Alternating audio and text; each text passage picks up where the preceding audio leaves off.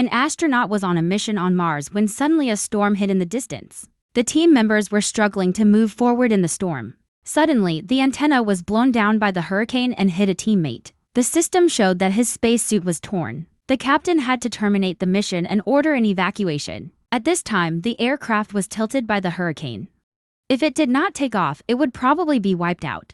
After the storm, the astronaut who was hit miraculously survived, but an iron pipe was stuck in his stomach. He had to return to the base, endured the pain, pulled out the iron pipe and treated the wound. The man's name was Mark. Now he was the only one left on Mars. He kept thinking about how to survive. Food became the biggest problem. The space agency prepared 68 days of food for 6 people. Now he could probably last for 100 days alone. But the next Mars mission would be 4 years later. The food was far from enough. Desperate, Mark had an idea. He built a makeshift greenhouse in the lab, collected Martian soil and fertilized it using human waste. He mixed the soil with the waste and planted potatoes, watering them carefully. He then used the rocket's spare fuel to extract hydrogen, creating water through combustion. However, he didn't account for the oxygen in his own breath, and an explosion followed. The explosion damaged some equipment and rattled his nerves. But Mark wasn't ready to give up. He tried again, this time carefully regulating the gases, and finally succeeded. Soon, he had a small garden with rows of soil moistened by droplets of water. Weeks passed, tiny green sprouts appeared from the soil. At the same time, NASA, using satellite images, discovered that Mark was still alive. They immediately began working on a plan to rescue him. But Mark didn't want to just wait. He needed to find a way to communicate with Earth. After thinking hard, he remembered the Pathfinder, an old unmanned rover from 1997 located nearby. He drove across the Martian surface and retrieved the damaged rover, and found the old equipment. He pulled the probe back to the base, but the probe was seriously damaged and only the camera could move, and there was a 32-minute delay in signal transmission.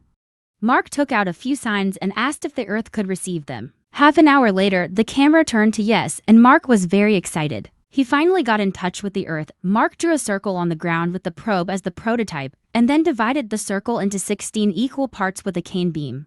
At the same time, his colleagues on Earth also made an identical device.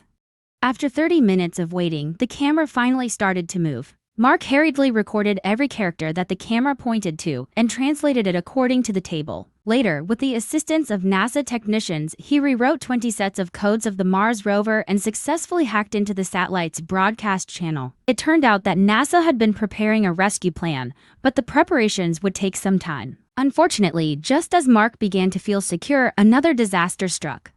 His potato crops, which had been growing well, were suddenly wiped out. With his food supply severely diminished, Mark faced starvation again. NASA hurriedly developed an emergency plan to send supplies.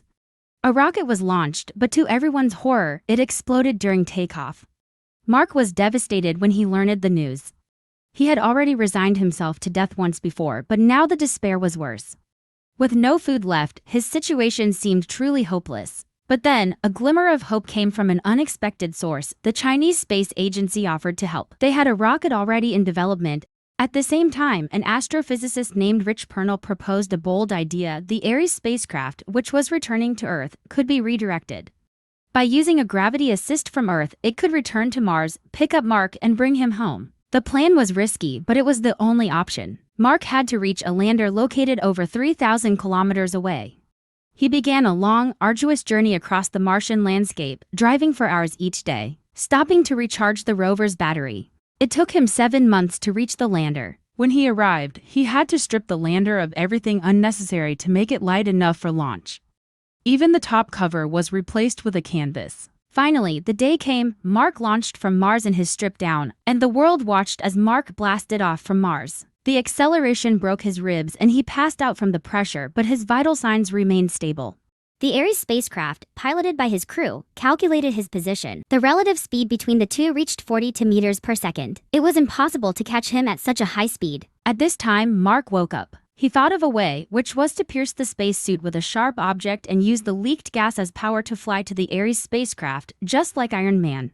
The captain thought his method was too risky, so he thought of a good idea. So he asked someone to use a bomb to blow up the hatch of the air inversion cabin and use the thrust of the gas to slow down the spacecraft. Although it slowed down, the distance between the two was still too far, so the captain personally controlled the flying chair to fly towards Mark. But even if the cable was stretched to its longest, there was still a distance of hundreds of meters between the two. With time running out, Mark decided to go with his original plan.